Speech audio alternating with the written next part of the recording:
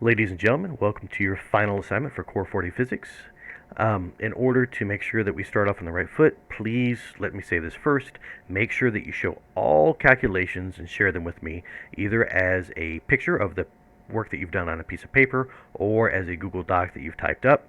So either way that you do it, please make sure that I get that work. I can't give you a grade without seeing the calculations you made in order to get your answers. So the first thing I'm asking you to do is to calculate the speed of sound in air. Now, I want to make this simple for you because depending on if you're inside, outside, many of you may not even have a thermometer that can really accurately measure the air temperature. So we're going to make a simple assumption. Let's just assume that the air temperature is about 23 degrees Celsius, which is in the mid 70s in the Fahrenheit scale. Good reason for that is that's the temperature it was when I cut the pipes to the length they needed to be. And that is the temperature right around where it's supposed to be on the day that you will be receiving these supplies. So again, when you find the speed of sound in air, let's assume 23 degrees Celsius when you make that calculation. Now, you do need to show all your work for these calculations, so make sure that you give me the given information, what information you're starting with, what formula you're using, then plug the numbers into your formula showing me your work, and when you give me your answer, make sure you include your units. So that's the first item that I need. The second item that we need is for you to calculate the wavelength of the fundamental frequency based on the pipe's length. So once you measure the pipe, a couple of things to keep in mind. Yes, you can measure those in centimeters, but we're going to need to convert those to meters for all the math to work out. So make sure that once you have your pipe measured, the length of it, that A, you're using the correct side of the meter stick, and B, you're converting those centimeters into meters before you do any other calculations. Friendly reminder, this is an open-ended pipe. There is no closed end on the other side, so when you have to calculate that wavelength of the fundamental frequency, make sure you're using the information for open-ended pipes, and again, make sure you're showing all your work in calculations. The third thing that we're asking you to do with that information is based on the two things you've already calculated, use those two pieces of information in order to calculate the fundamental frequency of that will be set up in your pipe. In other words, I want you to calculate the frequency of harmonic number 1. Now, in addition to that, I do want you to look up online, based on that frequency, what musical note is that closest to.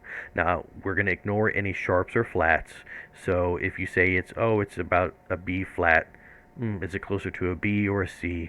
Just go ahead and make that determination. It's not going to be perfect. Basically, the pipes are cut very close to where they need to be, but I'm sure there's a little bit of difference, so we're looking for what note it's closest to. So again, show me your work and your answer, and for your answer, make sure that you show me not just the frequency, but also what musical note is that closest to. Now, once you have that paperwork done and submitted, remember the last thing that I need you to do is a short video clip of you playing the note on your pipe. Now, in just a moment, we're going to show you a little demonstration, just making sure that you know how to play that note. Make sure you just follow those basic instructions. But when you have that done, send me the video clip. I have a plan for something I'm going to do as I edit those. And make sure that you do what's said in the video as far as making it loud and easy to hear, a nice single hit, so the editing goes easy. So let's go ahead and take a look at how to do that. So after you made all your calculations, you found your frequency, and you figured out which musical note that is, it's time to do the very last part after you sent me your work, which is just to go ahead and make sure that you've sent a quick little video to me showing me what that note sounds like. And so when you're doing that, two different ways a lot of people handle it. Some folks like to use a little flip-flop in order to hit the edge of it, and so you can take anything. I don't think regular shoes work pretty well, but flip-flops tend to work pretty well. And we need that noise loud, but the other thing to consider is there's something I want to do with it a little bit afterwards if I'm able to get all the submissions, and that is going to require you to give me one good note. So instead of once you understand what's going on, just send me a video of just one good note like that, and I can edit it down to how I need it. Now, if you don't have a flip-flop around, or you think it works better, in all honesty, I think it also works pretty well if you just use the palm of your hand. So you can hear that noise pretty well, but again, when you send me the video, just make it once, and if it doesn't sound good, you can try again. But we want to be able to hear what that note is. If you have any questions, of course, you can give me a call. One other thing to keep in mind is I've taken efforts to file these down to get any sharp edges after I cut the pipes down to length.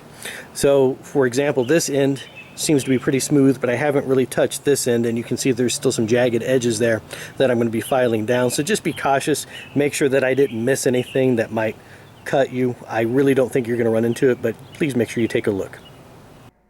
So now that you know what to do, make sure that all that gets submitted to me. Now remember, this is all based off the assumption that you've been following along with your work, asking questions where you came up with things you needed help with. So you've got all the tools and all the knowledge in order to make these calculations and determine what I'm asked you to do for this assignment. Make sure that if you do get stuck, that you ask questions. And one final reminder, grades are due this coming week. Everything has to be finalized and submitted. Anything I have not received from you will have to be recorded as a zero, so make sure that if there are any missing assignments, they get done and submitted and that you've met the minimum grade requirements. In other words, if the assignment said you had to earn at least an 80%, make sure you've met at least that 80% in order to earn credit for that assignment. So I wish you good luck. It's been a pleasure, and I wish you well.